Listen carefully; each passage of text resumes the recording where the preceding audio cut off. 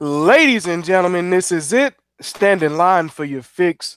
A triple shot of Mark is in the mix, serving you yet another round of fish and grits. January 23rd, 2018. How's it going for you fellas? It's a beautiful day. It's a beautiful Tuesday evening watching LeBron one step closer to 30,000 points, but I still dislike this man. Oh, at least you started with credit, then went right back to regular. Hey, man, it goes back to he disrespected Dirk. Hey, he respected my boy Dirk in the finals in 2011, and I haven't liked LeBron since. Well, I mean, they was bitter coming off that. Nah, nah, nah, I mean, nah, come nah, nah. on. It's the He competitor. disrespected him during the finals, No, they making did. it seem That, making that it seem whole like he had a fake cold. Why does Dirk need to lie man, and fake look, about a that cold? whole first year was just a hot ass mess. It It was. was, it was, but I'm still gonna hold him against it. I feel you. I feel you. But yeah, 30,000 is a big accomplishment for LeBron. He got it. He got it done super quick, if you ask me. And I think for sure he gonna pass Carr. I don't know if he'll get the all time record, but I know for sure 36,000 is a lot. He'll pass Kobe. Kobe is what, 33 or like something like that. 6,000 if he averaged about 20 points over the next 4 or 5 years. How And old is LeBron? 30, what, 3, 30, 34? yeah, he can get that. He can Yeah, he get could. I give him another 4 years, but if being peak LeBron, I see. But the way he's talking about retirement kind of scares me that he might just be like, he may. well because he does have a family though, Griff. So Well, that plays a major part into it. When his kids are right around the corner from being in the NBA. and that's true. And to think about this, the best way to help his resume is if he passed up.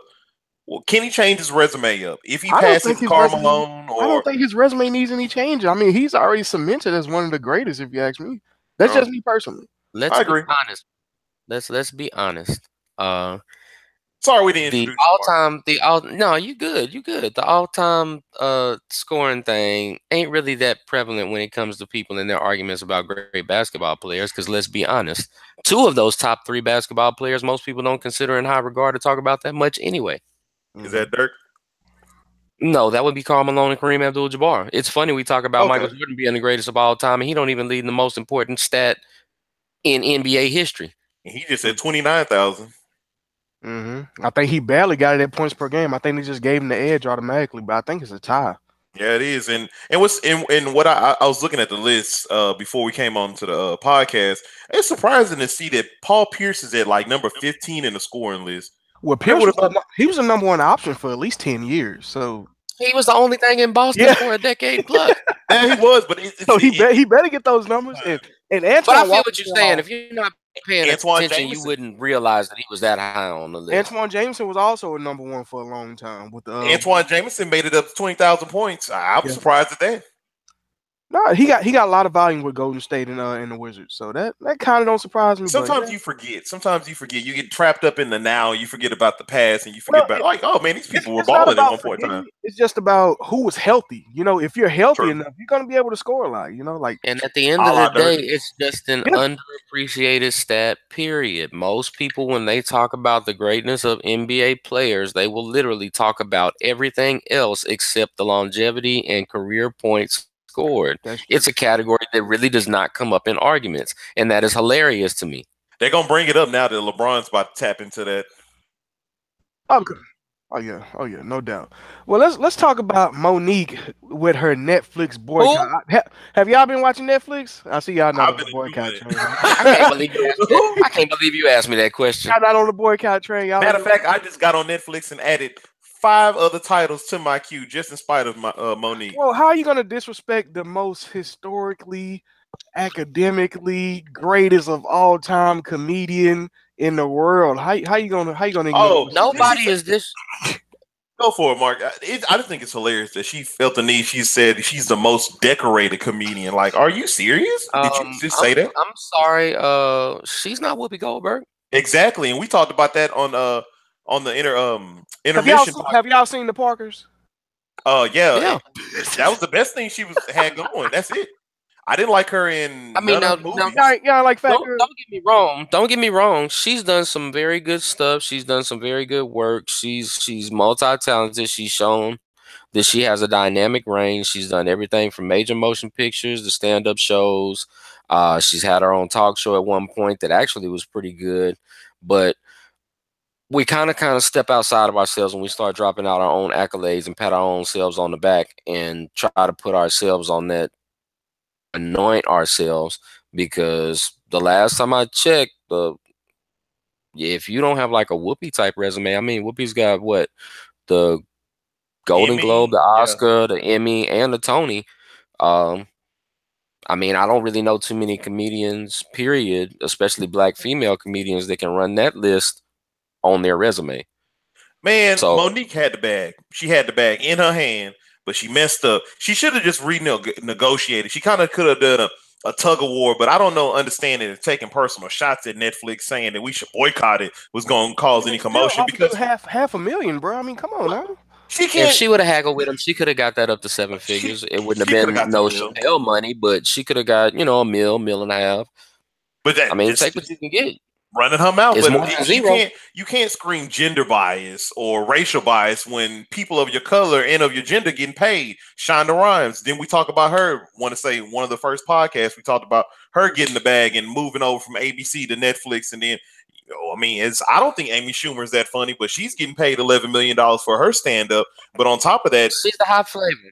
yeah, she's the hottest thing right now. And Monique, I mean, if you was coming off Precious and then boom, you came into Netflix, then you would have got some more money. But no one even, I don't even think she's touring the country by herself. I think she's in a what you want to say, a quartet full of comedians. So it's like if you can't command your, she's toured by herself. She's toured by herself because I'm talking about her now. Well, not now, but I mean, she's done it before. It's on her resume. She's done her own personal tour and stuff like that. But when you're known more for ensemble pieces or being the hostess for the All-Star Comedy Review, as opposed to your standalone success, you know what I'm saying? Like, I can't really trace or see a Monique standalone pure stand-up special that's really gotten a whole lot of publicity. You know what I'm saying? At all, bro.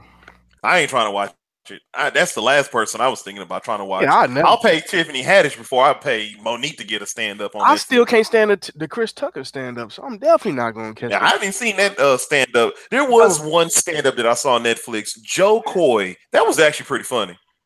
I don't know if anybody knows him. He's pretty funny, but damn, I got the decent slap. You heard that? He said mine was decent. And ain't this like the second outburst she's had like the last 2 years? Cause I remember she was crying about she supposed to have the cookie part on Empire. Oh, did she complain about that? Yeah, she went viral. I never heard. Like I don't know why she keep going viral with every little minute. Oh, she has a problem with being blackballed because she had a problem with Lee Daniels, and I guess they had a beef from Precious and all that.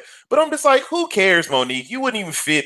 I wouldn't believe Terrence Howard wanted to date you or marry you, or you could not be Cookie, bro. I'm sorry. You couldn't be Cookie, man. You could be Portia. She could be Portia on there. Or maybe she could be like her cousin. You know, like the one they have of the black chick that's on. Marcus, you don't talk about the black chick. I could see her as like a sister, like a sister, they did. I can't think of her name. Like Vivica. Yeah. I could see that. I could see that more than I could see her actually playing Cookie.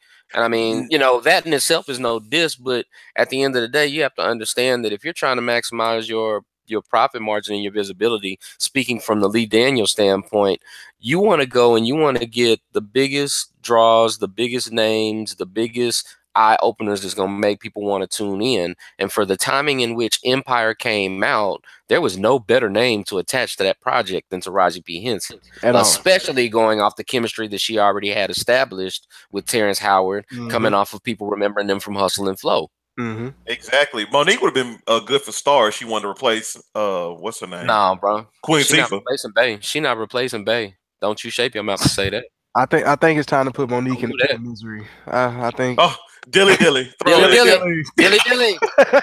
She's in there with Trump. Who else throwing in there? Oh, That's when you start doing. When you start throwing them all up in there. You're gonna take Cam out of it. Cam. Don't y'all handle her roughly though. Somebody politely escort her to that pit of misery. Hey, we gonna give her valet in there, and you could throw Nick Cannon in there. I don't know if y'all heard the EP that he dropped when he felt the need to remix. I think Nick Cannon remixed To The Weeknd, but he was like, "You could be my hoe for the weekend," and he was singing. It sounds horrible. He's in the pit of misery. Dilly. Nick cannot be in the pit of misery for two reasons. Oh Lord, you trying to move him out of there? Hold on, he gave us two reasons though. He cannot be in the pit of misery for two reasons. Number one, as stated, and although it's funny, it's absolutely true. Like they called him on Real Husbands of Hollywood. That is Mr. Get a Check. Yeah, he gets the check. That's fine. But number two, what he lacks in his overall music and multimedia stuff that that he constantly tries at and falls short. I'm glad you said tries. And Nick Cannon is a very underrated presence when it comes to being an agent of change when it comes to social justice. When you listen to Nick actually talk seriously about the way that he has love and commitment for the equal rights and treatment of his people and stuff like that, I commend him on that front. And you can tell that he has money because nobody can come out and do this many badass albums and raps and movies and still be out there like that. You know he ain't doing it. I think he got money because he hasn't made Drumline 2. I think that's what it. He did make Drumline 2. They did make a Drumline 2. They did make Drumline 2. And it wasn't that good. Pit of misery. He's in the pit of misery. Bro, he's in a pit of misery for Love Don't Cost a Thing. He's in pit of misery for that. Man, Love Don't Cost a Thing. Stop hating on yourself. Hey, for Underclassmen, he's in the pit of misery. Dilly. Now, Freshman maybe. Love Don't Cost a Thing was actually pretty good. It was a decent movie. I'm not gonna throw him in there, but I'm gonna throw him back in there. You was doing this little dance on the beach. Don't lie. I was doing gigolo. I got a gigolo. You had the Burberry hair. You had the Burberry hair. The Burberry hat, the bucket hat. I was getting down. I thought I was fly. Man, how was that Black Lightning? I know both of you fellas checked it out. Oh man, and speaking of black people that's getting it right, I like to say that Black Lightning is getting it right, man. When you first watch this show, I personally know enough about Black Lightning, but I know the younger part of him. I didn't know about him having 2 daughters and the story they decided to go with. But Black Lightning to me was, like I was texting Marcus, is really, really, really strong and really, really pro-black. And what I mean by that is it is exactly what I wanted Luke Cage to be. And the only reason why I say this is because if you watch Luke Cage, it seems like it's a 70s setting set in modern times. And I didn't buy that. But when I watch Black Lightning, it gives me that setting of today's society where I wanted Luke Cage to be like. And I don't know the actor's name. I don't know. Do you know his name, Marcus? Talking about Scooter from Living Single? Yeah, man, he's amazing as Black Lightning. I like his presence that he has on screen. I love the daughters. Both his daughters, they are the one plays from House of Cards. I don't remember her name, but she plays on House of Cards and some other Disney movie. But I think she's really, really good. And I think both of them are really good. And I think the storyline is fresh. It's something that I haven't seen before on CW. That is just taking on a black show and centralize it. I haven't really seen a black show on CW since what? It was UPN, if you want to be truthfully honest. So it's going to be interesting to see what flavor it's going to inject to the CW, what universe they have going on. But it's a good jumping off point. I agree with everything that he said. For the way that they went about doing it, I like the atmosphere and the tone of it. The fact that they're making a dedicated effort to not really integrate it into what they call the Arrowverse. That would be the conglomeration of Legends of Tomorrow, Arrow, Flash, Supergirl, how they're all tied and interconnected. Black Lightning is kind of separate from that right now. I'm assuming that one day they're probably going to integrate it into the Arrowverse, but I like the fact that they're leaving it as a standalone to let it kind of establish itself and gain traction. Again, to what Griff was saying, I like the storyline because it's very modern, it's very relevant, but it's a fresh take and almost a little bit of a twist on the cliched things that we would see stereotypically from a quote unquote black show. It has a lot of to it that we can all identify with, but at the same time, it's a very middle class setting, and that creates an interesting dynamic. You have this man that you can see has obvious hood ties in his past and stuff like that, but he's a man of academia now. He's in a different kind of environment, but out of the hood, but when you push them buttons right, you can't take the hood out of the brother. Exactly. As demonstrated in what you would see in the first episode. I'm very excited for it. I've been talking about it for months and months before it actually came out. I was very pleased with what I saw. I'm looking forward to see how they take some of these storylines and interactions. But I'm also extremely interested in seeing how his daughter comes out, because for those that don't know or don't follow the Black Lightning storyline from the source material, his daughter also has powers. It's like thunder. Both of them do. Both of them do, I believe. Yeah, I won't get into their powers or anything like that, because I want to see how the storyline plays out as far as if they do any tweaks or any kind of changes for the show. But I'm going to be interested in seeing how that dynamic and stuff like that works as well. But overall, so far so good. I'm very pleased with what I saw. Can I say this? Because I was messaging you. So I was on intermission yesterday, and we were talking about Black Lightning, but we were talking about a show that we would like to see. And Ziggy, the co-host, he was saying that he would love to see a Static Shock TV show.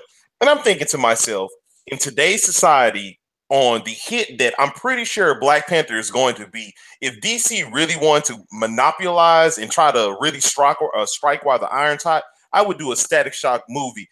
I mean, not saying that you have to go that route, but just saying that he's kind of like a Black Spider-Man, if you wanna, because he's from the hood. He hasn't always had it good coming on. He gets these powers. He's trying to find his place in society without anyone's help. And I like that kind of dynamic. And I was thinking to myself, and this is a spoiler, so if you haven't seen Black Lightning, I guess fast forward like 10 minutes or whatnot, or 5 minutes. The thing I wanted to say was, there's a scene on Black Lightning where the cops pull him out of a car, and they kind of harassing him and throwing him on the car, and he kind of loses his temper, and that's when his powers start to go off. You remember that, Marcus? Oh yeah. Wouldn't that be powerful to see on screen? Like, okay, you're watching. Just say if they did a Static Shock movie, and you're watching a trailer for Static Shock, and there's a scene where the cop pulls the black kid, which is Static, out the car, and he's harassing him and stuff like that, and he found his powers kind of go off or whatever. Wouldn't that be very interesting to grab people's attention? And I was just really freaking out when we were talking about this. Like, shit, that would be awesome to see on screen. If I feel you, but unfortunately, we're going to kind of agree to disagree, because for me right now, right this second, as much as I would absolutely love to see it and how much it makes sense in theory, a Static Shock movie right now would fail. Oh yeah, it would fail. Oh no, it would fail. It would fail Static because Shock, the DC property. Static Shock, if you do it, Static Shock. Now, if you did it, Static Shock should be their first streaming TV series that they would do, because you would have to make it something that would be a little bit more mature, give it a little bit more of a teen to adult type edge, so you can embrace some of the issues that would go on with a character that would be of that age bracket, like Static Shock. And but the other parts of Static, much like the success of the actual cartoon, you would have to involve a lot of the other characters that come around that develop powers around the same time as him, that came out of the Milestone universe. But a better understanding, and you would be able to give a better backstory to Static Shock. The other problem with it is this: we know Static, that may have known Static and paid attention to the cartoon series and stuff like that, or may even have read the comic books. But you would literally, in order to make the movie successful without any kind of background or strong source material references, you would waste too much time on trying to tell you how he became. And that's why I think that it would fail. Okay. You can't just jump into it like a Spider-Man and just give you the action. And then as you go along, you kind of fill things in. With somebody as new, quote unquote, to the game as a Static Shock would be, you would have to spend too much time giving him background story. That's why I say, as a series, you can afford to have times to do that. You know what I'm saying? Like what they did with Daredevil, where you had some episodes that just kind of got you caught up on how Matt Murdock got to Daredevil and where he is, and stuff like that. You would have to do something like that with a Static Shock in order for it to really catch on and people to be able to be engaged and interested in it. And that's just my opinion. I mean, I understand that, but I think that it could succeed for the simple fact. I mean, it probably would fail in this the climate of how DC is. But if it was just in a time of you just throwing out solo movies, they need to hire us so we can get it popping. That's exactly what they need. Because that would be DC, holla at your boys. That would have been my leaping off point because, like you said, that dynamic with him and there's his white friend that he has that I can't. His name escapes me. Just the dynamic of a black kid going through the social issues that kind of reflect modern day times, and him going through that, and him having a white friend, and him dealing with stuff. You could really that. I mean, as you said, a TV show would really better fit that, but that could really be on the grounds on something incredible. And like you said, DC need to hire us because we can really run a TV. Like honestly, with proper marketing, and if you go through and you do it the right way from the ground up and stuff like that, actually be the most identifiable and most engaging minority character in comic books. Period. Exactly.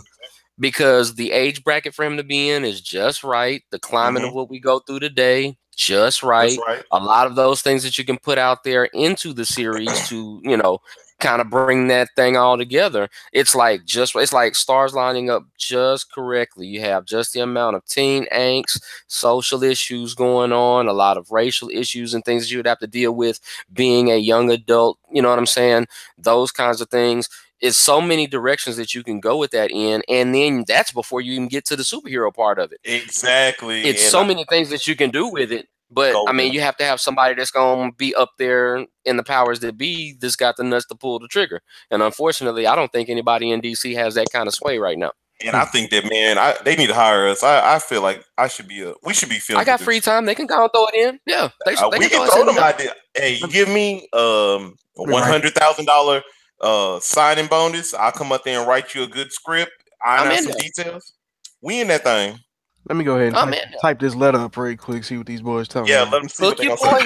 Give me a real quick Starbucks account, and I'm good. I set up the Starbucks. Yeah, I need a Starbucks account. 24 hours, and I'm good. My life.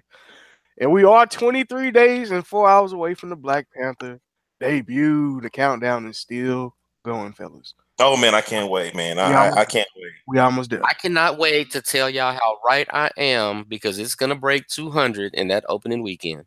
There it is. I hope so. Well, how it's gonna break 200. How was that Dave East for you though, Mark? I know you and your boy LeBron, y'all been jamming it tough since the day. BFF. Hey, won't you tell me about my hey, don't you ever compare or spit those words out to say that me and LeBron are BFFs? Are you serious? Man, me and DeMarcus know that you got a poster of LeBron in your room. It's cool, man. It's all good.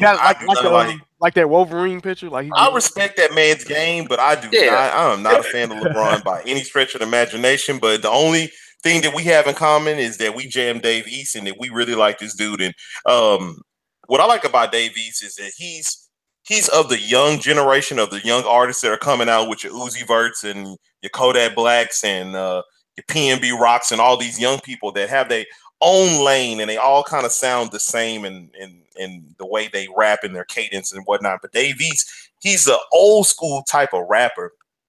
And it's rare to see that in such a young person, especially in this day and age where he can easily be swayed by the environment around him to make something else and not have an audience or whatnot. But it's impressive. I mean, the ladies like him. I mean, just go look at him. The ladies like him, so that doesn't hurt either. But the dude's rapping style is impressive, and he just dropped last year. He dropped, I want to say, Paranoia, which was his album, and he also had a follow up mixtape, Karma, that with DJ Drama, that was pretty impressive. But he's been teasing in these Dave East mix that he do, where he remixes. He takes someone's beat and does his own little version to it. He's been teasing that he has Paranoia 2 coming. So he finally dropped that, I want to say, last Friday, and I've been jamming that album constantly every day, every minute of every day, and I think it's a phenomenal album. There's a few songs on there that I don't really care for, but 2 of his stronger songs would have to be Annoying, and that's featuring T.I., and also Talk to Big. That's his intro, and that's his intro honestly will set the whole tone for the album. And what you're about to get is basically the song concept is he's talking to Biggie because he's from Harlem, like in a New York area, so he's inspired to look up to Biggie, and he's basically having a conversation to Biggie on what he wants to accomplish in his lifetime that he wished Biggie would accomplish, so he would have had the blueprint to follow. So that sets the whole tone of the album, and I'm telling you, Dave East really did his thing on this album, and I can't give it enough credit. I'm mad that I missed his concert I think it was today. So I hate I missed that concert, but man, Davies, you have a real fan over here on Fish and Grits. Oh, I'll give the album if you want to. If I want to give it a rating, I would give it a 4.5 out of 5. There's a couple of tracks that I think are throwaway tracks, but this is not quote unquote an album. It's a mixtape, so I can't knock it too much. But the content is there, the production is there, the lyrics is there, the vibe is there. I mean, you can jam it in your car, you can jam it while you working out, while you walking your dog or something like that. It's a damn good album. Paranoia too. That's what's up, Paranoid 2. Y'all go check that out. And any Oscar nominations that y'all I forgot I didn't give about or anything? I didn't get no love to Drake. Drake dropped 2 songs that everybody going high for. God's Plan is pretty hot out there. I'm not a fan of that song, but it's not trash. I can't say trash. It's not trash. It's not trash. As much as I don't like Drake, it's not trash. And Drake's not the same artist no more. You can tell he don't got that same passion for it. He's lazy, but man, even a lazy Drake is better than the majority of shit I hear on the radio. So I can't knock Drake for that. That part right there, you're absolutely correct. Even a lazy Drake is better than what we hear nowadays. But when you know a guy is talented, and this the type of bullshit he putting out, no, bro. But it's not. But see, I don't know if you listen to it, but he has Diplomat Immunity, which is a fire ass song, and you can tell that he kind of bullshits with a lot of his verses on there. But he has some gems in there. Like there was a line that he was taking a shot at Joe Budden and Complex and Everyday Struggle, and that was a fucking cold ass line. And that's why Joe Budden left, because everybody started throwing slugs. I mean, Joe and him been having beef for a minute. They've been going. But I think that's really, I think it's really childish of Drake, if you want to be honest, that he waited this long to respond to Joe Budden, and Joe Budden kind of Migos too waited what? I mean, they waited way too long. Joe Budden ethered Drake on like 3 diss tracks, so I don't know what Drake was doing. So I mean, it was a clever line, but it was a really hot song. So Diplomat Immunity, I like that. God's Gift, and I'm not the fan of that, but trash. Check it out yourself. Trash. But back to the Oscars, back to the Oscars. Any nominations that surprised you guys? Logan surprised you? I was surprised because as pig-headed as the the Oscar nominations have been over the past, I want to say 10 plus years, they didn't even give no love to Dark Knight, and that film is phenomenal. And the fact that they nominated Logan, I mean, that's pretty impressive to me, because Logan was pretty fucking good. It was a damn good movie, but I'm just like, The Dark Knight was better than Logan, and that movie didn't even get no love. So I mean, it's surprising to me. It's surprising. It was surprising. It was surprising. Tough sale, Griff.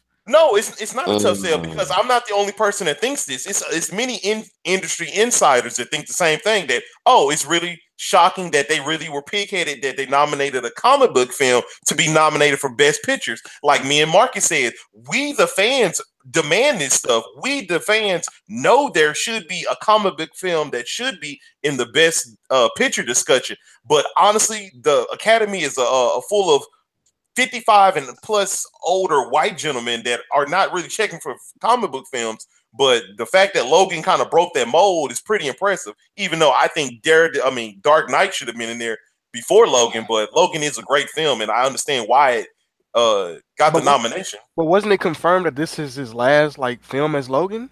I mean, that's fine and dandy. Fox probably pushed it. That probably has a lot to do with it. Fox probably really pushed it. They probably really sold it. I mean, it was kind of a good slumber type of film. It's a farewell, Well, the main reason that you would see a Logan get nominated like this, and this is the thing that makes it unique from just about every comic book movie that I've ever seen, is the fact that particular movie, while it has its fair share of great and stuff like that, I cannot think of a comic book superhero movie that has as much dramatic acting as Logan had. That was a fucking literally sit and you can literally sit and. Did you say you haven't seen another comic book movie that had as many dramatic acting? As much genuine dramatic acting. I did not stutter or stammer. Yes. The Dark Knight had damn near No, fucking 5, it 6 didn't. people. Yes, it did. I mean, No, it from didn't. Christian Bale, he didn't mail that shit in. Heath Ledger gave Christian up. Bale lost points on that Hold shit on. from the voice alone. Hold on. That's fine. No, that's fine and dandy. No, that's fine and dandy. If you want to knock it, well, it is what it is. But it was unique at the time in 2005 when you heard the Batman voice, when he was just trying to do something different than the average J voice, when he's fucking talking like Bruce Wayne. So it was kind of it What was else cool was at out the in time. 2005? But like I said, but like I was saying, Heath Ledger gave a performance for the ages. Aaron Eckhart, he fucking killed it as Two-Face. He did not mail that shit in it. He made it so believable that he can be just as innocent, and you can see how he got turned to be corrupt. And then on top of that, Maggie Gyllenhaal killed that shit. Michael Caine killed that shit. I'm not gonna even slight Gary Oldman. And what did Logan give me? It gave me Patrick Stewart. It gave me Hugh Jackman. It gave me the little girl. And what else? Callahan, maybe? No, I'm sorry.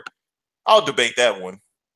I'm sorry if your bias as a fan kind of dissuades I'm not you, biased but as a I mean, fan because I love it is what Logan. it is. That's no bias. I'm talking about But we all know that you don't love it as much as The Dark Knight. We have that established. Hold on, no, it's literally the third. Me personally, out of all my superhero movies, it is Captain America: Civil War. It is it's Batman Begins. It is Captain America: Civil War. It is The Dark Knight. It is Logan. Logan is right behind The Dark Knight, so there's no slight on Logan at all. But you can't sit there and tell me that it's been that much of dramatic acting in Logan compared to The Dark Knight. I can't even agree with that one, and I don't think nobody else would agree with that one. Oh, I'm sorry. Obviously, the Oscars do agree with me. The Oscars agree with it just because, this year film have been really weak, and on top of that, it's more of it played more to the audience than it was with looking at The Dark Knight. And on top of that, 2008 had fucking powerhouse. 2008 had some of the best fucking films that come out. Let me pull it up. Slow down, Trigger Happy. So what you're telling me then is that The Dark Knight evoked more emotion out of the average film viewer than Logan did, right? Yes, and I'll stand behind that one. 100%. Because I've never heard anybody say that they were brought to tears by The Dark Knight. Who was brought to tears in Logan? Comic book fans, because you saw that Logan. Because you saw that. Look at the reviews for Logan when it first came out. That's what all people talked about. Hey, Marcus, last time I checked, Wolverine died. Some of the person that we literally spent from 2000 to 2018 just died. Of course, it's going to evoke more emotion. And who died in fucking The Dark Knight?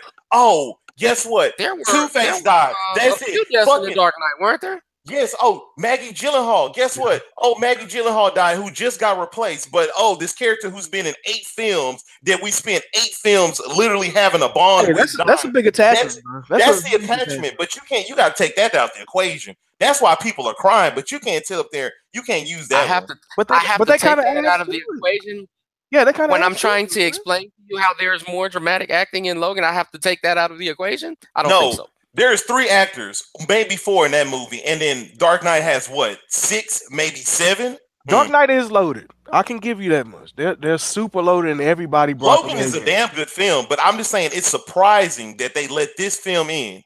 It's surprising that they let this film how bullheaded. Why would it be surprising to you when you have somebody in the equation to the extent of Sir Patrick Stewart and Hugh Jackman? Who was not. Neither one was. Listen to what I'm saying. See, you're listening to respond and not to understand what I'm saying. Why would you think that something that had the casting power of that would not override a Gary Oldman, Christian Bale, Heath Ledger? When you weigh the resumes. When you raise the resumes, but you just decided to bring that up in the argument now. He didn't do anything that was overly dramatic or overwhelming in that particular movie. That's my point.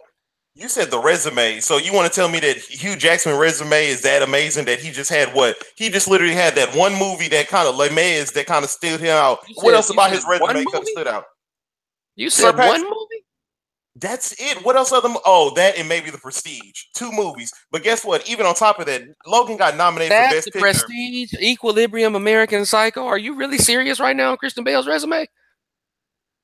We're not talking about Christian Bale. That's making a case for me. If you want to be honest.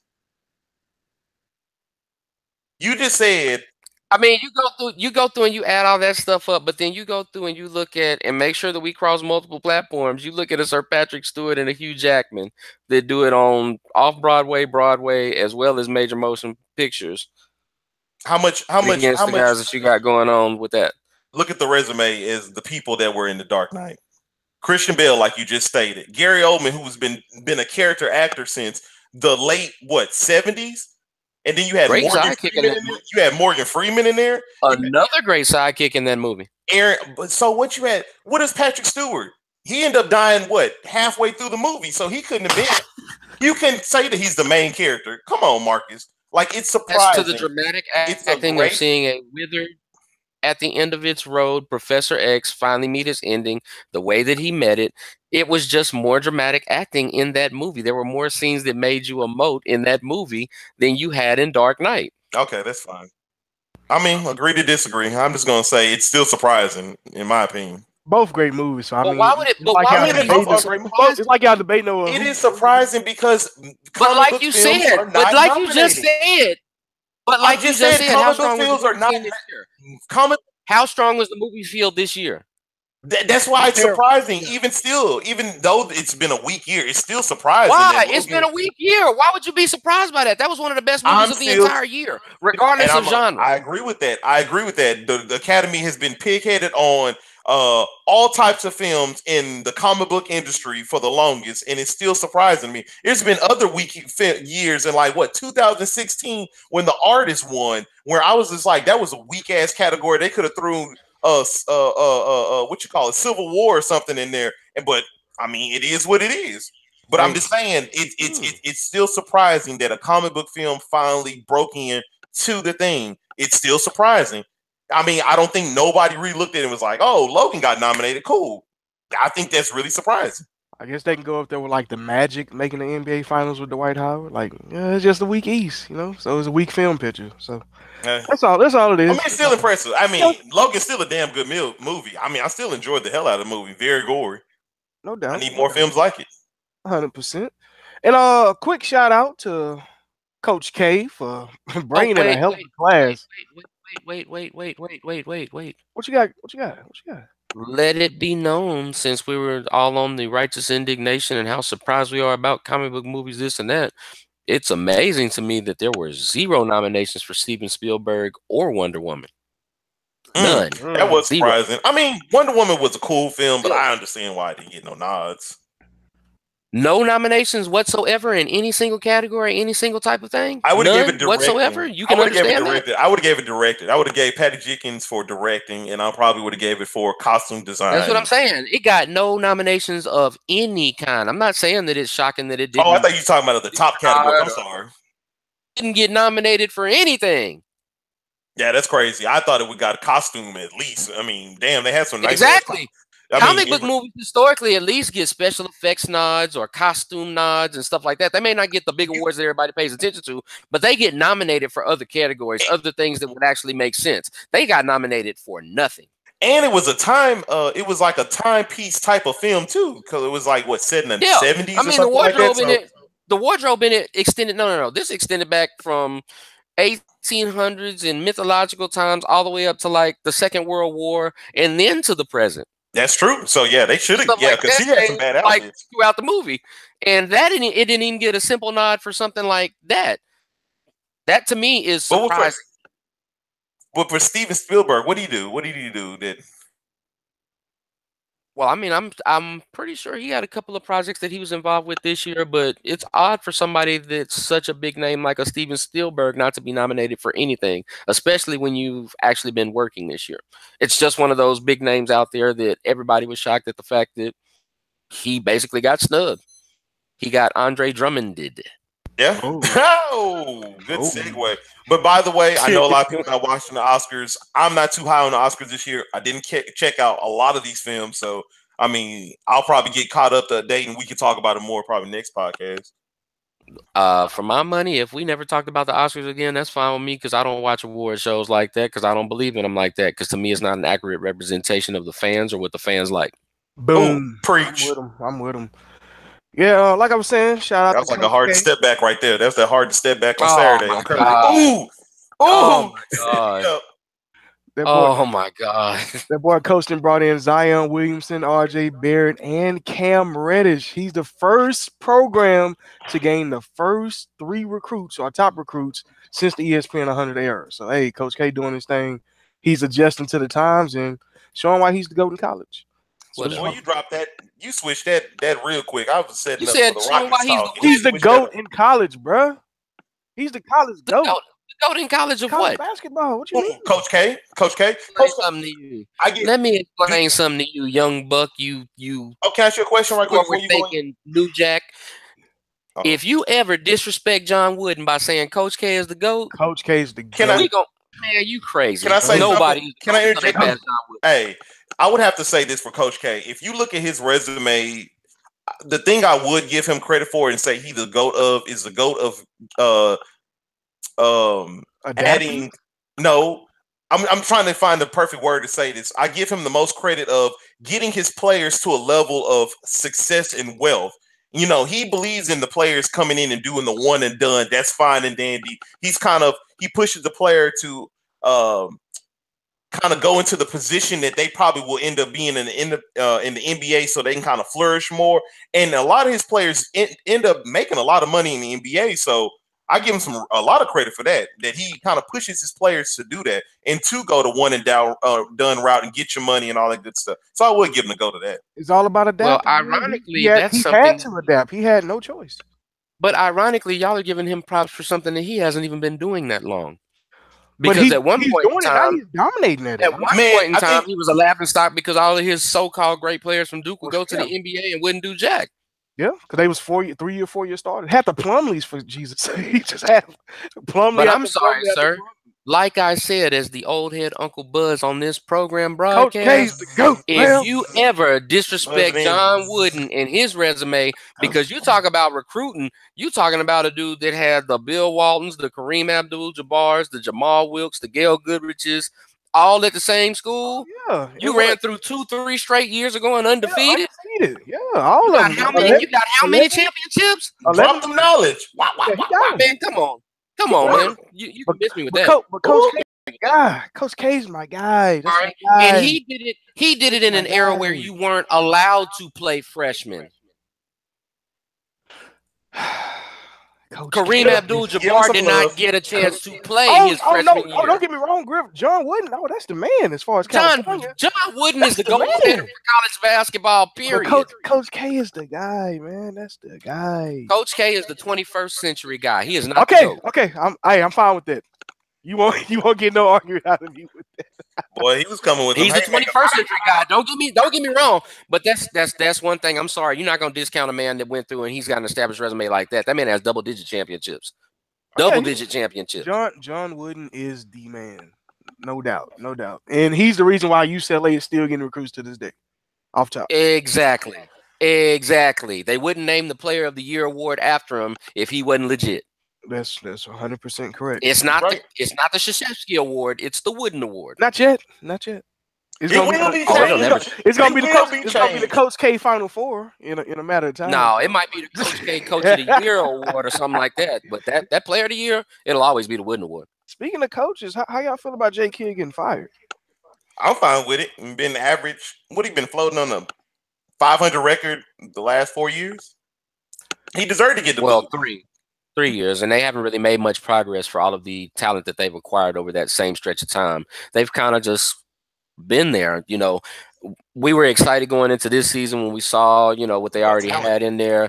When they went through and they added your boy from Phoenix, that was supposed to kind of take them to another level, make them a real contender in the Eastern Conference, if not the NBA period. And you really just didn't see any kind of progress, any kind of change in them.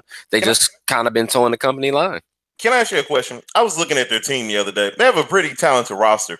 If I was Jordan, and Jordan said that he wasn't trading Kemba Walker, and he said that he would only trade him for an all-star, I would package off Jabari Parker and maybe like Brogdon and try to get Kemba Walker, run Kemba as my point, bring Eric Bledsoe off the bench. That team will be fucking raw. Why not just run Eric Bledsoe as your two? Because you have Snell.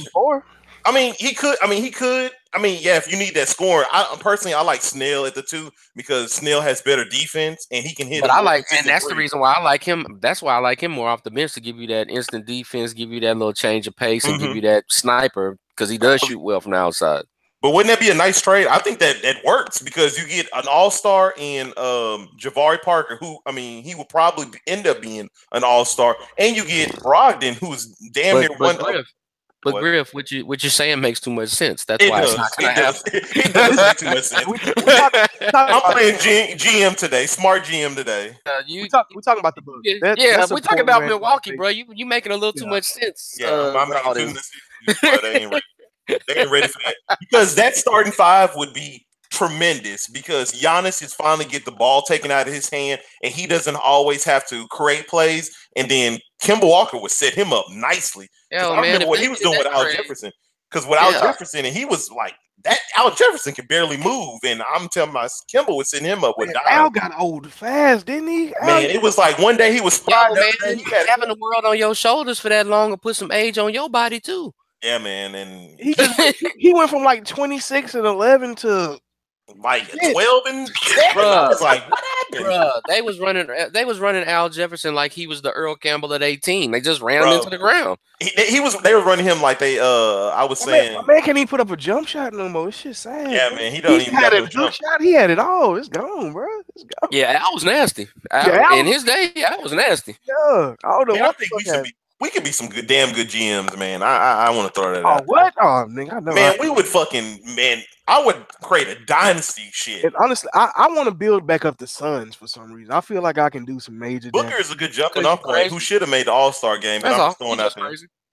I mean, we can jump into the All-Star reserves and everything right quick. I didn't have no problem with the list. I think they did a very nice job. I know we was talking about Drummond. But I mean, I couldn't take him out for nobody. And Detroit was falling off.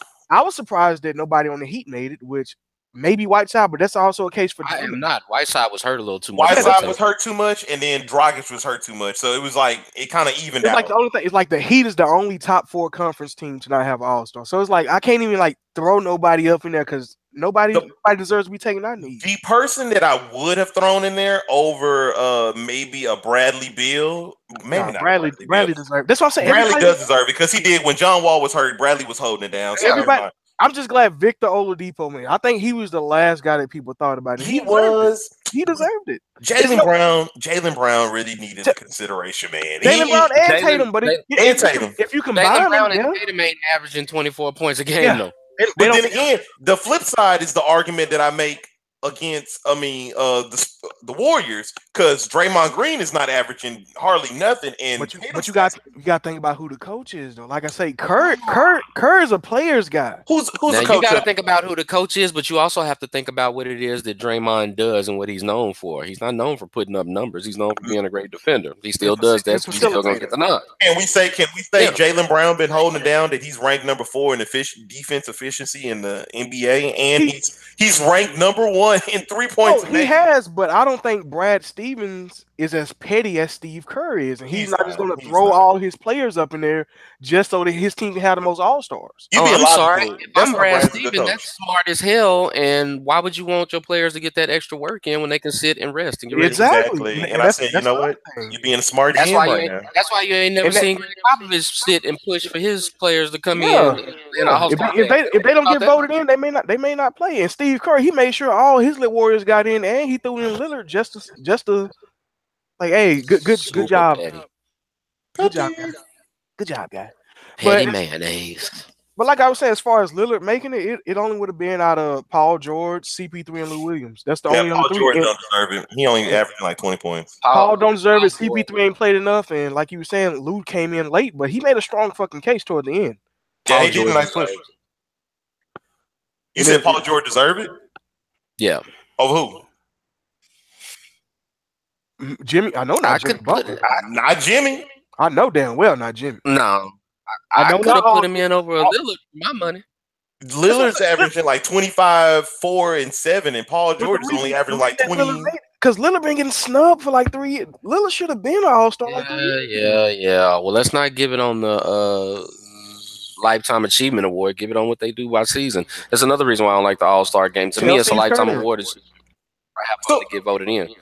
So who you said that you want Paul George? Paul George is averaging 20 points, 5 No, I rebounds. said out of the 4 people that y'all just named that you figured could have deserved it or got in, I said Paul George is the only one that deserved it.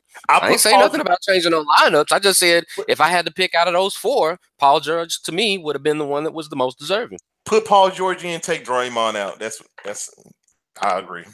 I mean, for my money, I don't have no problems with it. I low key appreciate the fact that they gave the nod to my boy Aldridge, but it's not like I want him to play. Shit, I want him to rest up. Aldridge is out here balling right now. Somebody on the Spurs. If Manu probably he is in his Belzebub. Manu deserves. Nah, there's no snubs from San Antonio. None whatsoever. Yeah, you don't want to get out there with those minutes. You guys get out there and enjoy that All-Star weekend. You damn right. Y'all get out there and enjoy that All-Star weekend. Have fun. We're gonna spend that weekend at home in San Antonio. The boys is gonna all get together. They're gonna go to the movies. They're gonna kick it. They're gonna all get together at Kawhi Leonard's house and have a sleepover and kind of work it out, talk it out, hug it out. I know this is random, but I just got a text message from one of my boys. He said, "Can you go to jail for pimping out these sex dolls?" And I just died a little bit inside. I just died a little bit. This is not life right now. I just mad somebody text you that can you pimp out a doll? How do you pimp out a doll, fool? Nobody want to rent those dolls. You're gonna have to get like a little detachable box. Hey, you get a couple strokes for like $200. Got this doll in the back. I got this doll in the back, just hanging on the wall. Okay. One of them dolls gonna be cursed with the Bride of Chucky too. Gonna possess your demonic soul. What? Now, when are y'all gonna come up with something? Now, Wilson, it's a couple unwarranted storylines that we usually don't see out of San Antonio. There's been some chirping between the demotion of Parker, which should have been done because Murray is a fucking beast, and this quote unquote beef that Kawhi has with the Spurs. I don't believe that either, but I want to get your take on this. Which one? Both of them. The demotion of Parker. You can start with that. I know you seem a little hurt about it. The demotion of Parker for me goes like this. I've been a Spurs fan all my life. I remember when Tony Parker got drafted. I've enjoyed a tremendous amount of success, some awesome memories, watching that young, undisciplined man work himself into that system and become a premier point guard. Currently the most decorated and winningest active point guard in the NBA, which a lot of people won't give him credit for. Oh, there's no I can believe it. Name a point guard that's got more rings than him right now. Oh, nobody. And one of the best. Name a point guard that's got more wins. He just passed Kobe Bryant for career wins. Oh, get your stats up, TP. I'm just saying, he does his thing and stuff like that. So for me, it's purely a personal thing because I've enjoyed having TP9 at the point for so long that you kind of, fall into that comfort zone. You just, when you have that lifetime player there, you just never really imagine them not being the same that they always have. I know the process. I understand the process. And as people that have known me have known, I was absolutely batshit crazy when they got a chance to get a steal like Dejounte Murray in the late first round. I was talking and raving about this kid from the day he got drafted. I knew that it was a matter of time until he got, the keys to the Ferrari. It's just a natural progression of things, but just from a sentimental standpoint, I appreciate Tony for being gracious about it, being a consummate professional, being very encouraged and continuing to mentor Murray in that process. And it's just going to help keep the system rolling. So while it's kind of bittersweet, it's funny to see it like that. But honestly, long term, and especially if everybody can come back and be healthy, that bench now with Ginobili and Parker coming off the bench, good luck to you. Hey, and then also, that's how I kind of feel. And you still have a three-man rotation, and that's the part that makes it work out good too, because you still have Patty Mills in the equation. So I mean, they're still good. The parts are interchangeable. Slow-mo get out there and run that. Oh, well, see, I'm not gonna get into the whole depth chart because when you sit down and you look at the team on paper, if you add a Rudy Gay healthy and a Kawhi Leonard healthy, there's no bench in basketball to me that's deeper than San Antonio's. I mean, it's just the way that it goes. Nah, y'all's bench ain't that deep, brother. Oh, yeah, it is. Not at point guard. We have Eric Gordon. Up and down, period. Green. Then we have Nene coming off the bench. Then you have who else coming off the bench? About a Mute. No, there you go. That's a deep bench right there, and that's a damn Jeffrey, good bench right there. Jeffrey Laverne, Davis Bertans, Rudy Gay, Tony Parker. That's the Bryn only bench you Forbes. have. You would have. Guess what? That's the only bench Sir. you have. But guess what? With our bench, There's we not run that with many Harden old or we people, run with quote Chris unquote, Paul. on that bench. First of all. Second of all, you're talking about your bench that gets spot time because of the way that D'Antoni plays, as opposed to mine that all have playoff experience already. D'Antoni So, gonna like I open it said, up. D'Antoni gonna open it good up. luck We'll with be all right. We gonna get you, man. Yeah, you're asking for him to do the Hey, impossible, but man. I understand. I get We'll it. see It's y'all. all We'll good. see y'all. We'll see y'all in the playoffs. See, No, you actually won't. You actually won't. You're gonna see Minnesota or OKC before you see us. well, So Man, good luck with that. I'm not falling for that. Y'all falling to the 4 seed. I don't believe that. yeah, I don't believe that Yeah, either. okay. It's not gonna happen. Oh, and even if Okay. y'all do, that's cool. Bro, the way Y'all can the way y'all cut it on when it's the rodeo time, ain't no way. Hey, and by the way, if we don't see y'all can enjoy watching the Rockets in the finals and just with the rest of us. Griff is talking that cash money. What about Kawhi Leonard? That's the beautiful thing that I like about Rockets fans. Here we go. Now we all got to be grouped up in one. Nah. It's all of us. We about to I'm not gonna win. go there. I'm not gonna go there. It's fine. Yes, you're right. All right. We'll watch y'all. We'll watch y'all from the couch like we always do. I understand. We'll watch from the couch like we always do. Griffin. Oh yeah, As talk it about pertains Kawhi. Talk about Kawhi, because you know what? As it pertains to Kawhi, it'll go like this for me. And let me go through and give my disclaimer now. This answer that you guys are going to get from me, for all of those that are listening to this, is the fan in me. Parental discretion advised. Buzz time. First and foremost, let me put it out there that until I hear from all parties involved, it's all just speculation to me. I really haven't heard anything from Kawhi Leonard. I've heard things that have been allegedly said out of his camp. Until I hear something directly from his camp, I really can't. His front office has addressed it directly, but I haven't heard Kawhi or his camp address it directly, so I'm not going to buy into that hyperbole until I get dedicated answers from both sides, all parties involved. Being said, I'll go for it. That being said, understand, for somebody that literally was born the same year that the Spurs became a NBA team, you have to understand that I'm always going to root for the uniform over the player. It's just the way that it's going to go for me. If Kawhi has a problem, as they say allegedly, that he's upset or miffed about the way the rehab is going, or that he secretly is using that as an excuse to get out of San Antonio because they can't, quote unquote, get any big name talents to come to San Antonio and play with him. Well, to that, I will simply say that if that's the way that you feel, Kawhi, I have loved watching you in a Spurs uniform. I appreciate everything that you've given my organization, and I would hate to see you go, but that mentality isn't the mentality of a Spur, so I wouldn't want you to be here anyway. I don't think if you are going to let me finish. If you are going to sit and have that mindset, and this is a pure if, because again, we haven't heard from him, don't know if that's the reason or not. But if this is the reason, then basically what you're telling me is playing with name players is more important than A, winning consistently, B, you're going to walk away from around $219 million over 5 years because the Spurs are the only ones that can give you a Supermax deal anyway, incidentally. On top of that, you're going to sit as somebody who just became a big name and say that you can't get any big names. Well, here's the thing about the organization that I've rooted for my entire life. Again, as I said, I'm the same age as the Spurs as an NBA organization. We've both been around for 41 years. My team has had 6 losing seasons. Years. 5 of those seasons were 1984, 86, 87, 88, and 89. So taking away that little cluster in the mid-80s, they've had exactly 1 losing season in 4 decades.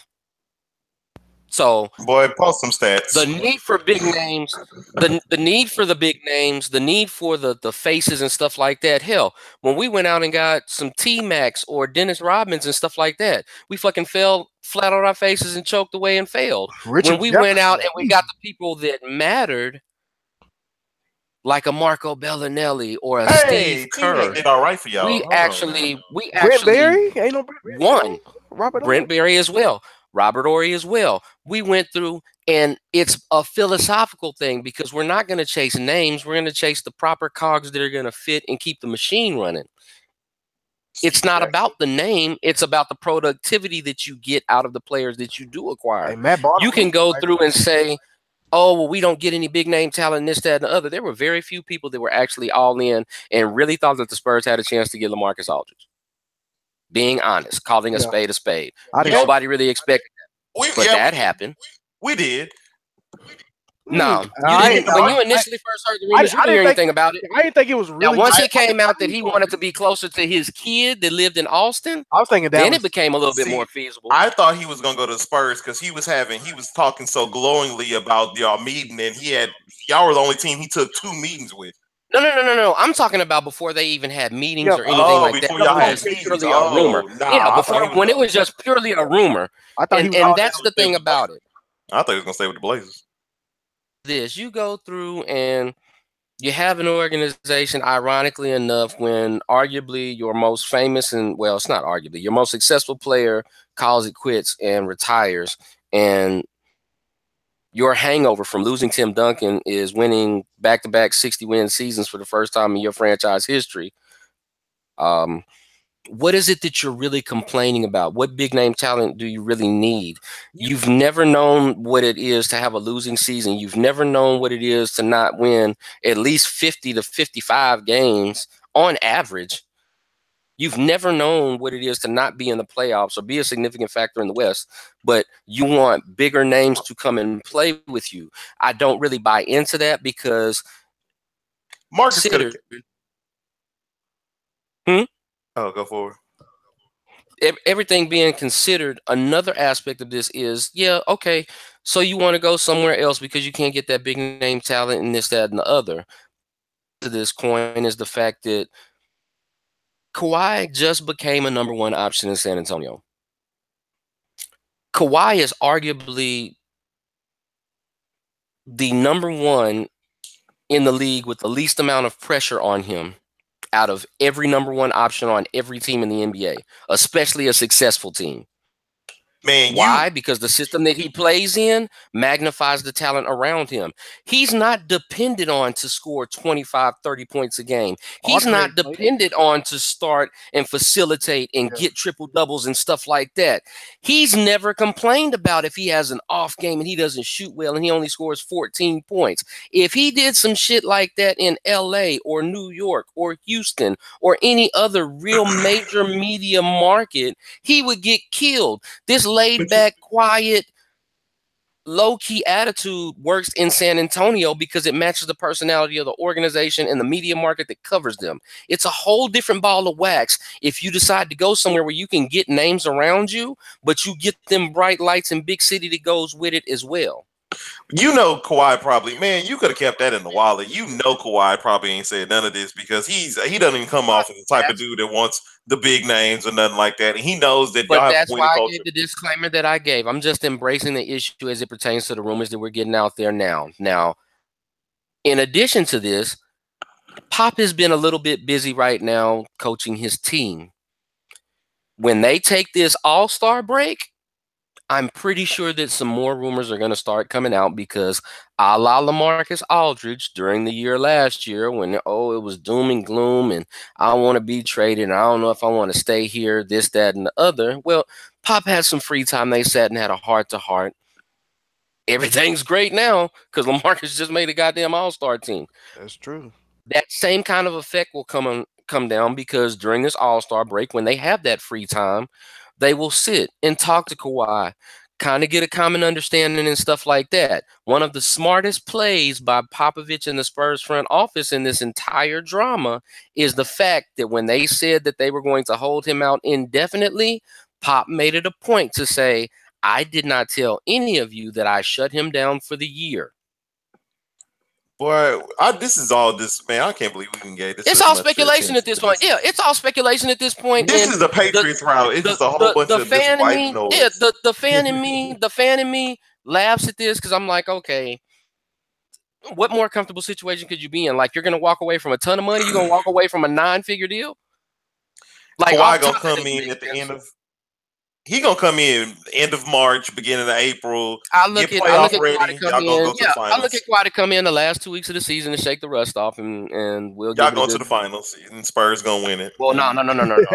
It's gonna be the Patriots run. Don't try to do the Lou Holtz on me, brother. Y'all gonna do a Patriots run. Y'all gonna just do a little Patriots run, but the Rockets. Nah, there's other.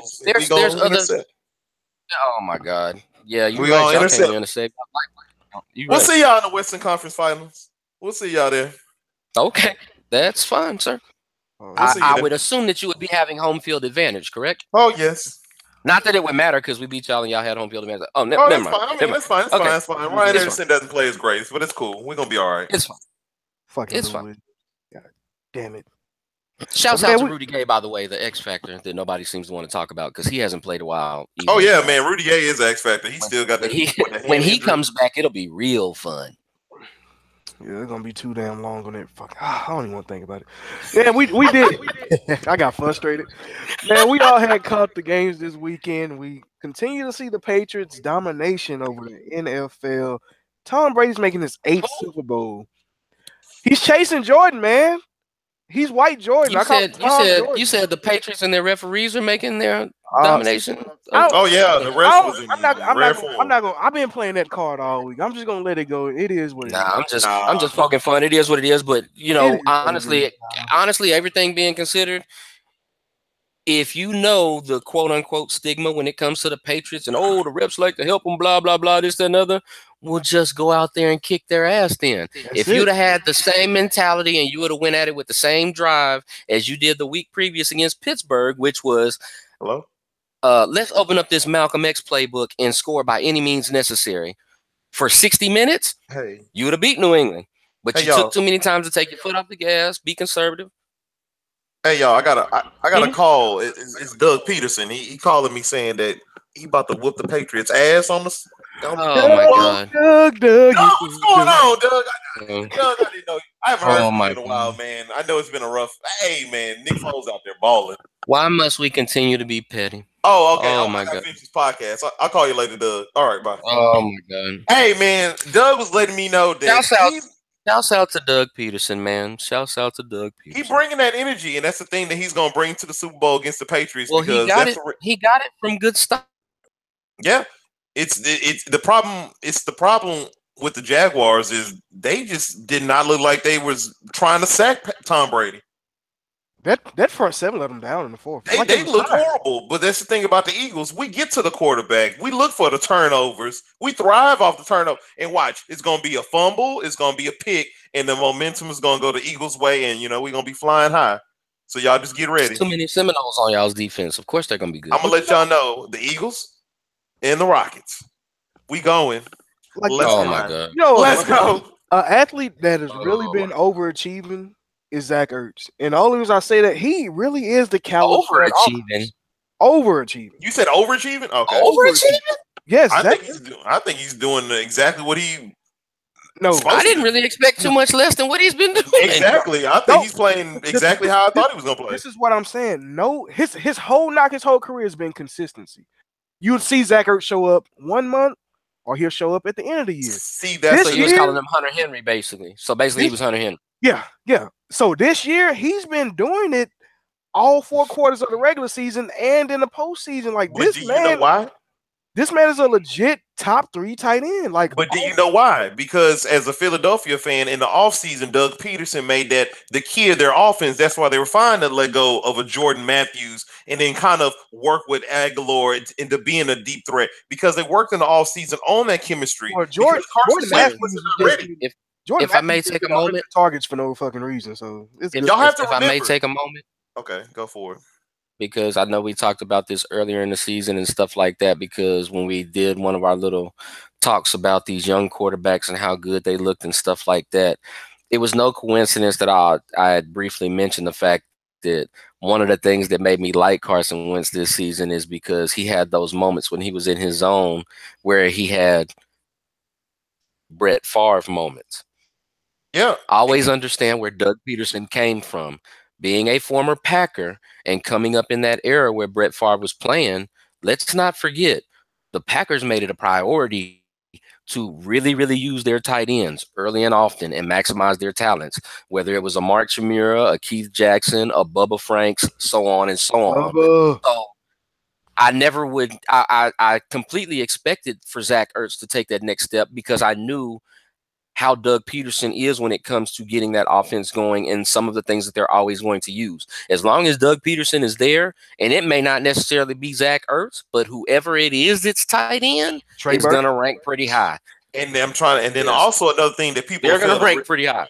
And another thing that people fail to remember or escape their memory, last year Carson Wentz wasn't planned to be the starter. Sam Bradford was. He was traded off and he was thrown into the mix. So he was thrown into the fire. So he had no chemistry with nobody. So that offseason, we knew that Ertz was going to be the number one because we saw the flashes from the preseason. And just like he was saying. So, I mean, I think it was just icing on the cake that we got Jeffrey. Jeffrey's been a godsend, man. Wilson, hold on. Remember Alshon Jeffrey wasn't a top 20 receiver? Remember all that? He wasn't. He's doing his thing. He's showing up for the playoffs. He's showing up for the playoffs. He's doing his thing. He finished as a top 20. But let me ask you this: who's been more impressive in the playoffs for you at receiver, Aguilar or Jeffrey? Jeffrey.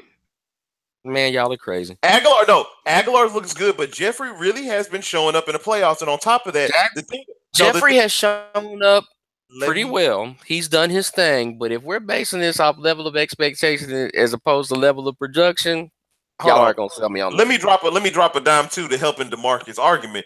With Jeffrey, two things is he got a donut and he lost his quarterback. So his stats could have been so much better, but he lost his quarterback and he only played 2 possessions in week 17. So we're discussing potential, or are we discussing the actual production? The actual production is top 20. He was top 20. He had like 800 yards and he had 9 touchdowns. Because at the time that you're choosing to rehash this argument, he wasn't top 20. No, he was at that time too. No, he wasn't. He was making the argument. He was a top 20. No, he wasn't. Yes, he was. The argument was, is he going to finish? Was he going to finish as in the top 20? He was, and he finished. At the time that we had that argument, if I'm not mistaken, I'm almost positive that he was 24 at the time. He was rising, but he wasn't top 20. He was like 15. Oh, we're going to say that for another. Ooh, I can't wait to have that discussion later on. Oh, Jeff, Mr. Griffin, seeing as that you're already on the books for a double order of fajitas, you might want to slow down on the fact checking. You might want to slow down on the fact checking. Yeah, whatever. Keys to the game for Philly to pull it out. Hold on, but let me tell you, playoff. Hold on, off the edge. Pause right quick. These are the playoff stats. Against Atlanta, Jeffrey had 4 catches, 61 yards. Aguilar had 3 for 24, and then also Alshon last week had 5 for 85 and 2 touchdowns. Aguilar had 8 for 59. So Jeffrey has been he's been balling, man. And that long bomb was it took me back to the Jay Cutler days. Spectacular. But seriously, the front seven for Philly has to get off and tee off on Tom Brady as much as possible. They are. If he's allowed to sit back there and make plays, this game is gonna get ugly quick, bro. Because I just don't see Nick Foles coming back from a 14-point deficit. That game got to stay within at least 10 points at all times. One of the keys for Philadelphia in order to be able to hold up against New England is the ability for their front four and only their front four to be able to put pressure on Brady, because when you start mixing it up and getting exotic with what Philadelphia does and extending out to 5, 6, and 7-man rushes, they're going to get killed. They're great at guarding wide receivers. They're great at guarding running backs. They're the 3rd worst team in the NFL at covering tight ends. If you can't mix up your personnel and get enough pressure out of your top 4 to be able to mix up a linebacker and safety over the top for Gronkowski, if he gets cleared, they will lose the game. Michael Jenkins is gonna have to he's gonna have to cover him. He's gonna have to be on him. Ohio State gonna hold it down, baby. He But gonna be on Gronk, and All I'm I know confident is in it. this: for everything that Sky we're for Russell talking Wilson. about, and yes, he has a good chance to do it, but it's going to take more than just Malcolm Jenkins. The Philadelphia Eagles this year were ranked 29th defending tight ends. That's a huge issue when it comes to playing a team that loves to run double and triple tight end sets like a New England Patriots team led by a Tom Brady. And that's a beautiful. And that's the thing about Doug Peterson. This is a man that a leader of men. He will have them ready for that game, and we thrive on momentum. If we come out hot, we'll be fine. I have no choice but to come out hot. If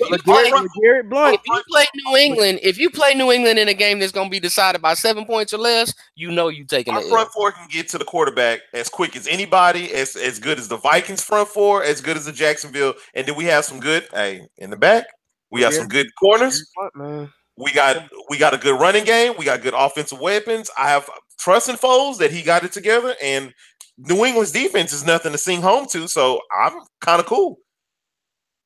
Blake Bortles look like a fucking star out there, so I'm pretty sure if Nick Foles can give me kind of that production, we'll be all right.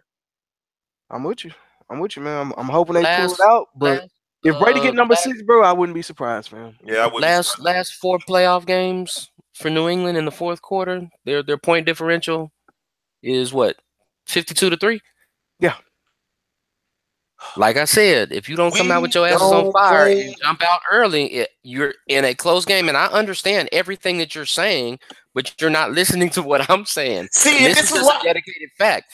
When it comes to New England, everybody knows a close late game always favors the Patriots. Yeah. It always favors the Patriots. You got to come out and jump on them early and stay on top of them. That's how you beat New problem, England. And that's the way the Eagles work, and that's how we've been working all season long. We don't take the foot off the gas. We continue to pound. We continue to score. We continue to still play defense the whole entire game, even when we're losing. And the thing about that is that's the reason why the Titans. What do? Half-ass it. Jacksonville get comfortable with their lead. Don't half-ass it. I'm pretty sure Doug can look at that tape with the Jags and see what the fuck they did wrong. And I'm pretty sure this is not towards you, Marcus, at all. Me cussing. I'm sorry. I know it's not because I'm not a Patriots fan. You good? Oh yeah, but I'm pretty sure that Doug had looked at that game tape and saw the imperfections in what the Jags was doing. Their front four was not touching Brady at all, and I'm pretty sure ours thrive on getting pressure on the quarterback and Case Keenum, and that's the problem. What's wrong with Case Keenum? It wasn't his offensive line, it was the front four getting to Case Keenum, causing disruption. And I'm thinking that we're gonna come for Tom Brady, and I'm loving our chances. I'm kind of scared because we're going to the Vikings, stadium after that. Now I'm scared because I heard the Uber conversation about they gonna be harassing our fan base, and I'm not cool with that. Well, look what y'all did. You act like y'all innocent or something. Hey, man, you know what? Y'all throwing full cans of beer. Full keg, bro. Man, they was throwing out beer cans to people. They looked like they was thirsty. Stone cold out there. What's going on? Hey, man, we was trying to get a crunk, man. Vikings was talking that. They came here with their thunderclaps. Man, if you don't get your ass out of here. Well, I mean, I will say low key, if you decide to wrap purple and gold towels and scarves around the Rocky, yeah, you kind of pretty much asked for that. Yeah. But as it pertains to the Super Bowl in itself and stuff like that, we also have to remember that there are some constants. A la Nick Saban, who got it from his mentor, it's really, really hard to beat Belichick when he has more than a week to prepare for you. He's going to put some new things out there. He's going to put some curveballs out there that he probably hasn't done all season. Philly will have to be ready for that. I also like Philly's chances. Like I've told y'all a few podcasts ago, one of the things about Philly that had me rolling with them through the entire playoffs, because yes, I called my shot, and at the beginning of the playoffs, I picked the Eagles. They remind me a lot of the Giants back in '90. Not too flashy, not anything that people get all excited about. Mm-hmm. They're really, really solid. They play very strong fundamental team ball. They're in the same type of situation where their star quarterback got hurt and they had to go with Jeff Hostetler. You guys are going with Nick Foles. The parallels are really, really similar. You're going in against a hot team that everybody just swears up and down is the greatest thing since sliced bread, because if people can go back that are old enough, they can remember that time in '90 when the Giants played against the Bills, and that was the first time the Bills had went to the Super Bowl with that no-huddle offense and all-stars everywhere on offense. They had just went through and mopped up everything in the AFC, including, I believe, that was the year that they beat the Raiders in the damn championship game, like 51-3. Everybody assumed that Buffalo was going to handle them with no problems. You got this average guy. He was pretty decent. O.J. Anderson at running back. Y'all got these guys in Philly. They're pretty decent. No real superstars. You got Blunt. You got Ajayi. They're cool. Cool, but, man. Nobody's gonna confuse them for a superstar. You know what I'm saying? That kind of mentality. Now, if they go in there and, as you said, keep doing what got you there. Keep that blue collar mentality. Keep that never say die. Let's keep the foot on the gas for 60 minutes mentality. I love their chances. Yeah, when you get in them bright lights and you get in those situations, you cannot hiccup against Bill Belichick. You cannot sneeze against Bill Belichick because he will hang you out to dry with it. And you know what? Shannon had dropped some knowledge, and he had said this thing that I thought was amazing. He said, when you play the Patriots, you need to play like you're going to win instead of thinking that you may win. Yeah, don't play the hope that you're going to win. Don't play and hope that you win. You got to feel like you're going to. Yeah. And that's why I think the Eagles like to play, and I like our chances. Let's get it. Man, anything y'all want to tell the people before we wrap it up? Vikings season finale comes out tomorrow. I'll be checking that out. Check out Bring It on Fridays, the rap game. Check out Drink Champs. If you need something to do at work, if you're bored, check out Drink Champs and also the Joe Budden podcast. I enjoy both of those podcasts. They really have with Nori interviewing a lot of artists, and then with Joe Budden, Rory and Maul, just with their craziness. Good deal. For me, I know Monique will hate me for it, but on Netflix, go ahead and give a look-see to two shows that I've found particular interest in.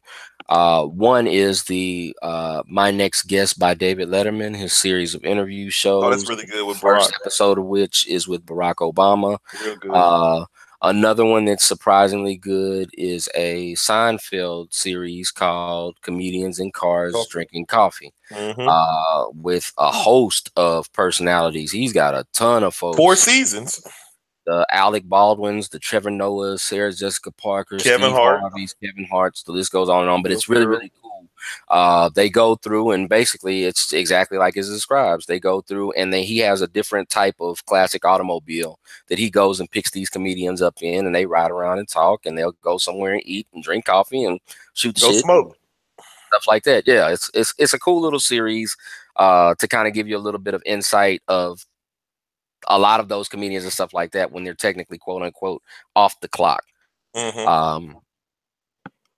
Give a shout out to our newest collaborators, the good folks with Melanated and Illuminated Media. Melanated and Illuminated.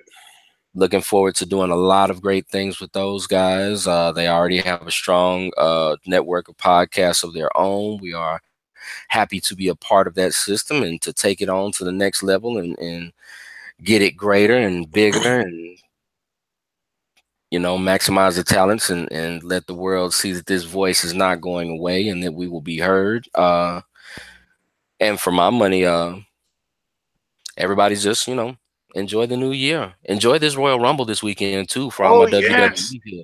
Yes. Enjoy that. This is the wrestling over here. If it's 2 events, I'm gonna catch my Rumble. This hoe about to and go I'm gonna down. catch my man. This first time women's Royal Rumble as well. Oh, this mofo is going. Hey, Wilson, we will be throwing down at my spot. So if you want to come watch the Rumble with your boys, you know where I'm at. Because you should have told. Oh, yeah, we'll definitely get together and watch that. Then I don't miss the Rumble. I don't miss it either. I don't watch wrestling, so you at least gotta watch. Sir, we all can't be cool, but since 2 of the 3 of us on the podcast are, it's kind of like a unit, so we won't. Hit up Misery. Oh, I lied. I watch wrestling. It's awesome. Go Rock. He's still in there. Can somebody please escort Griffin to the pit of misery? Is Undertaker still there? I heard this man. Oh no, he retired. I forgot. He's a part timer. He was actually on Monday Night Raw for their 25th anniversary. And he's a part-time guy. He's been that way for the last few years. That Comedians and Cars Getting Coffee, that's like 20 minutes episode, so it's not too long. So Yeah, it's just something you can kind of binge watch for an hour, get a few episodes in, get a few laughs. It's all good. Good deal, man. That's all some good stuff to catch. And definitely catch us on melanatedilluminated.com/fish and grits. Got all the old episodes up there. So like, listen, enjoy. But as for now, this has been Fish and Grits, and you guys have just been served. Y'all enjoy. Peace.